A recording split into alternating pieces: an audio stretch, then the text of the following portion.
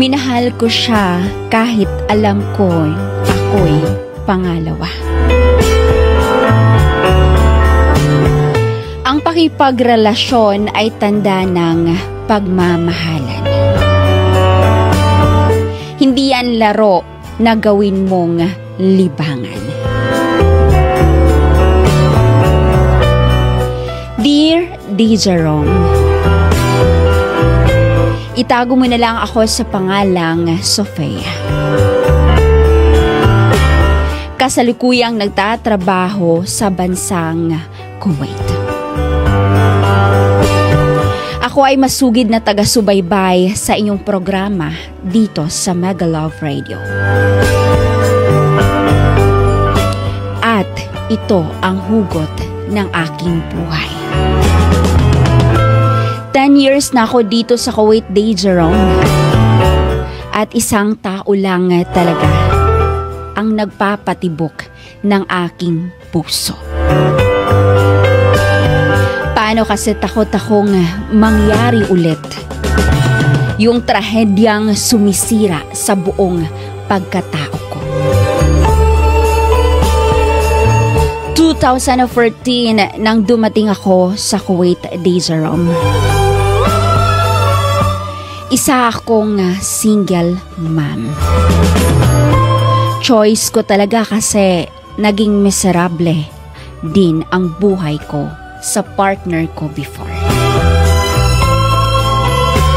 Alam ko sa sarili ko na pag nagpunta ako sa abroad para sa anak at pamilya ko,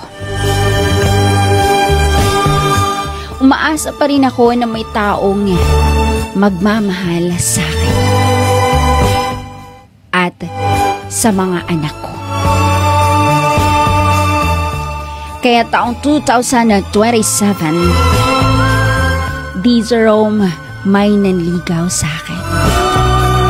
Naitago na lang natin sa pangalang JM. Single daw siya, D. Jerome.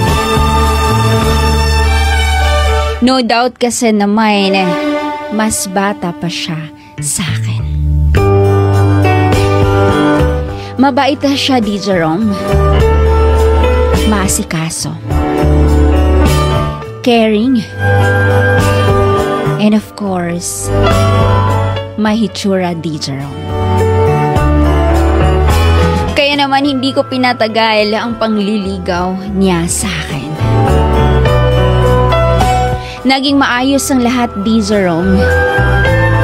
Super clingy niya, which is gusto ko rin. Same kami ng language of love, D. Jerome.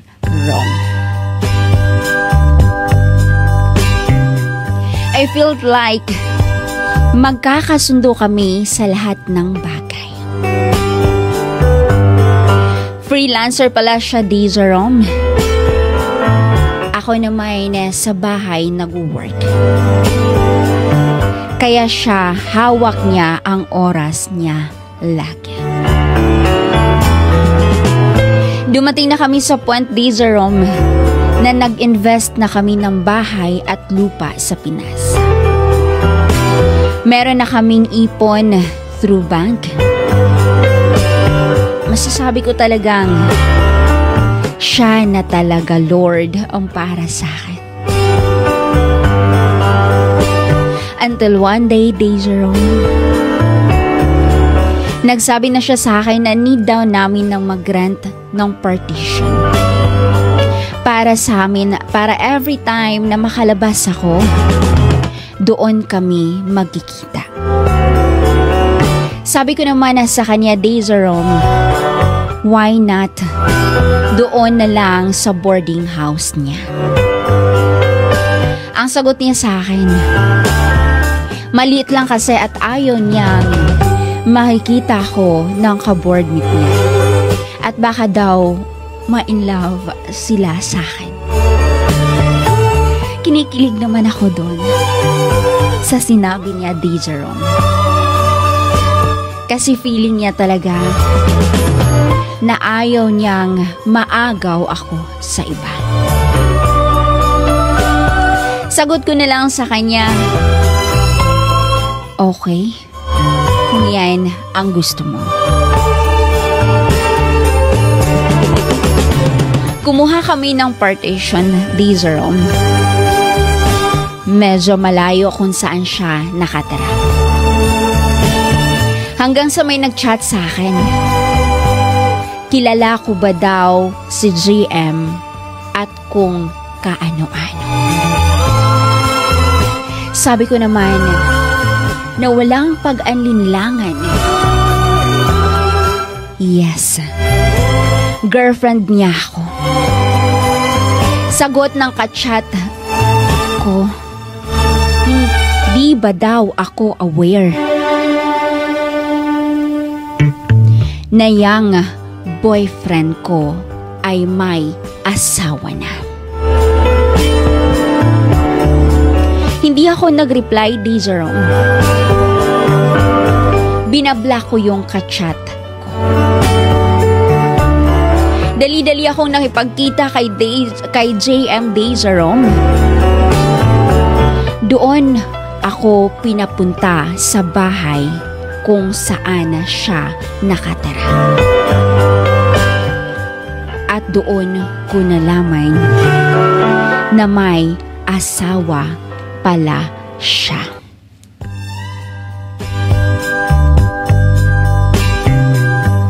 At ang masaklap pa, di Jerome, may anak sila.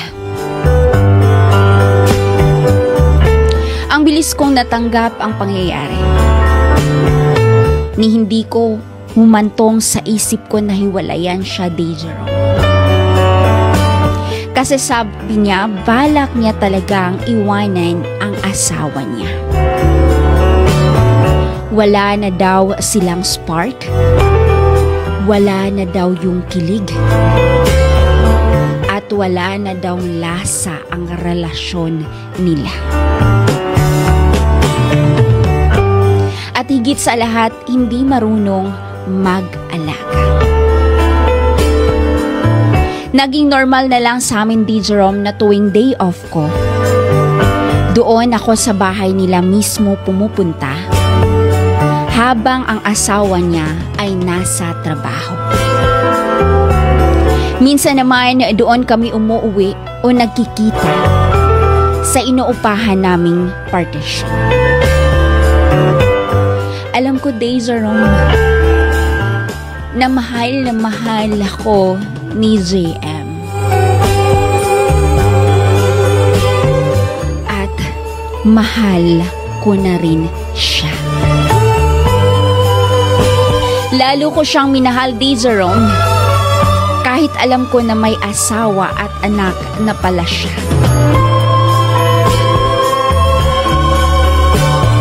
Pero Day Jerome, kinain ako ng konsensya ko. Paano naman pag ako ang nasa kalagayan ng asawa niya, Day Jerome? Sana mabigyan niyo po ako ng payo. Nagmamahal, Sofia.